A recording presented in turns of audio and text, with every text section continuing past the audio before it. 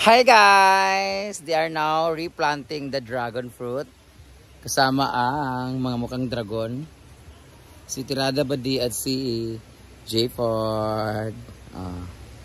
Kasi guys, yung aming mga dragon fruit ay hindi siya na iinitan. So we need to put it somewhere na direct siya sa sunlight.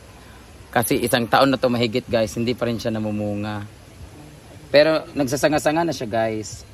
Kaso nilipat, 2 taon na nga to eh. Liliit pa rin.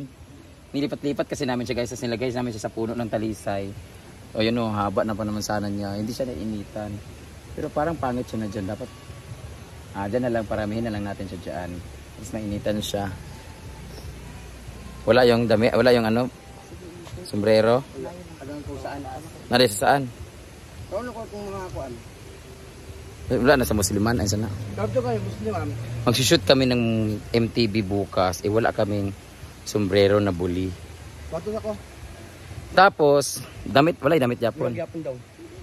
Bumili ako ng mga damit sa Manila. Saan ba galing yung binili ko? Diba binili ko sila ng mga damit sa Manila dati? Ay, day, asan yung suot niya maghapon, day, nga sanina? Itong long sleeve ni mo. Unsa to siya nga sanina? Itong long sleeve, ito nagsuot ka long sleeve gapon. Blue. Blue ba to? Green or yellow? Naglilinis pala sila dito guys. Tingnan nyo guys. Oh. Ayan na po ang dinamuhan nila ni Diday at ni Poldo. Tingnan nyo po yung mga tinanim ko dito. Tingnan nyo. Ay. Diba? Ang linis na. Tapos naglipat ako ng mga bagong mga mayana or atay-atay. Yan, mga bago yan sila guys. Pakita ko sa inyo. Bago lahat yan dyan. Ito yung mga dinamuhan lang ni William at ni Diday. So malinis na siya. And mas colorful yung dating niya pag tinignan. O diba? Yun, malinis na rin dun banda. Tinanggalan na rin siya. So the rest. Yung iba naman tinanggalan ko siya naman. Yung mga makakapal na kinuhanan ko. Tapos tinanim ko doon banda. Para mas... Ayun na, mas makapal pa yung mga nandun. Oh. Tatanggalan ko ulit yan pag natapos na itong damuhan dito. So far, mas malinis na yung paligid. At nalipat na rin yung mga solar lights. Sa sobrang taas na siya guys. Oh. Ituturo ko sa inyo yung mga solar lights namin. Ito yung mga solar lights. Yan. Tapos ito nilagay namin sa gitna na napakataas para sobrang wide ng makuhanan niyang ilaw. Para sa CCTV, kitang-kita lahat dito, maliwanag. Iyon din sa likod ng A-house, ang taas din. Doon din sa likod ng function hall. Ayan, sobrang taas din niya. Ayan. Doon. Tapos doon sa likod. Tapos doon sa harap ng bahay at doon sa may tapat ng Birhen. So makikita natin later kung gaano kalawak yung kukuhanan ng ilaw ay sa sakop ng ilaw doon tsaka dito. So facing here yon. Diyan naman. Malinis na siya guys. At ang kapal na ng mga lilies natin.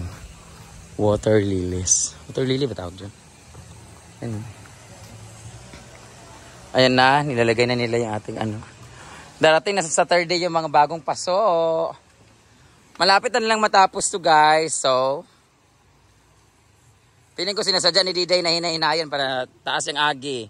Nag-start siya ng 3, 4, 5, 6. 3 hours maka nagkuan. 300 na juga karon. Ayan.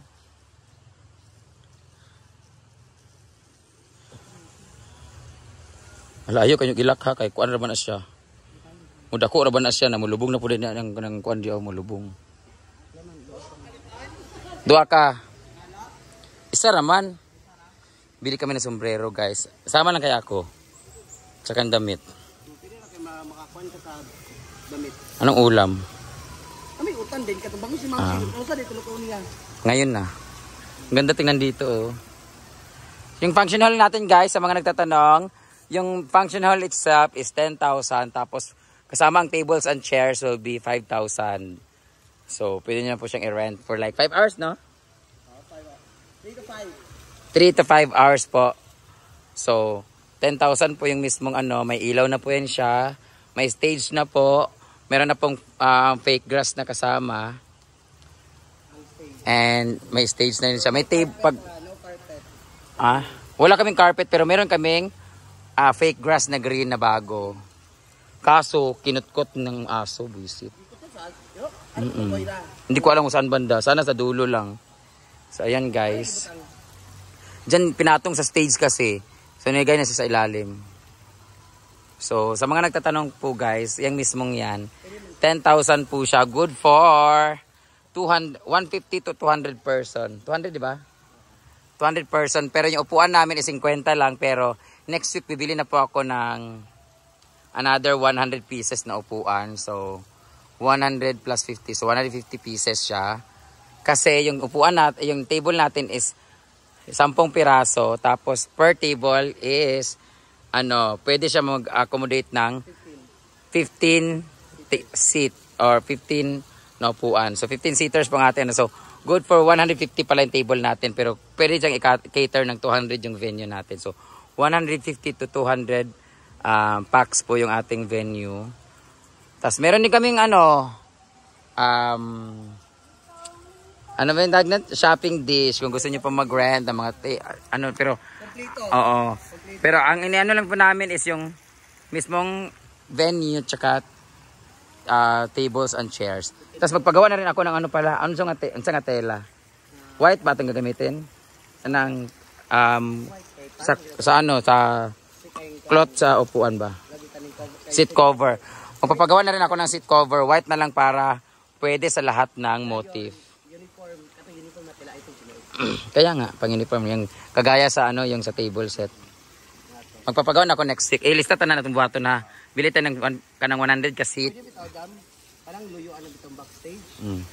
Butangan mo, butanganan sa mga gamit. Dara ang butang. Yung bodega? Oo. May bodega naman doon. Dara, kang kuhan bitaw, karang, kung di anang stage ko.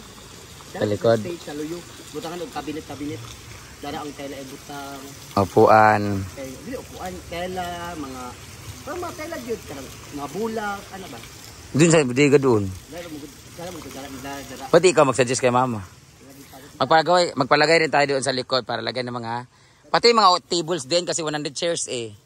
Ipatong lang ba? Tapos lagyan ng lock. Pati ikaw gumawa.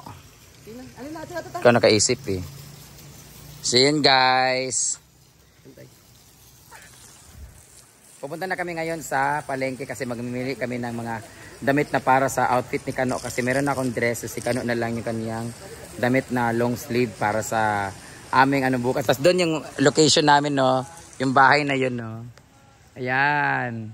May gagawin kaming NTV tapos yun yung bahay namin kasi ang ganda kasi kubo siya tapos meron siyang kusina sa labas mismo. So parang napaka old school po ng dating niya. Tapos dyan kami maglagandagan sa ilog, magalangoy-langoy. Tapos sa J-Ford na yung uyab-uyab, Tirada ba di? Siya? Tiraha ko bi. Siya dahil. Okay. Mahilig po si J-Ford sa mga kuan. Ayun na pagbunyagi. Ay na. Nuuko mo tayo kwarta. Nakoy kwadari 18. Mayaman po si... Mayaman po siya guys. Nanalo po siya ng tong 8. So let's go. Diday, taman ka last 10 di ha. 100 po yung per hour niya. Alas 3 sa nag-start. Alas 5 pa lang. 200 pala yung income niya. Pinuupo. Punta na tayo din guys. So thank you so much guys. Asan? Pinuupo. May tuwalya akong dalay.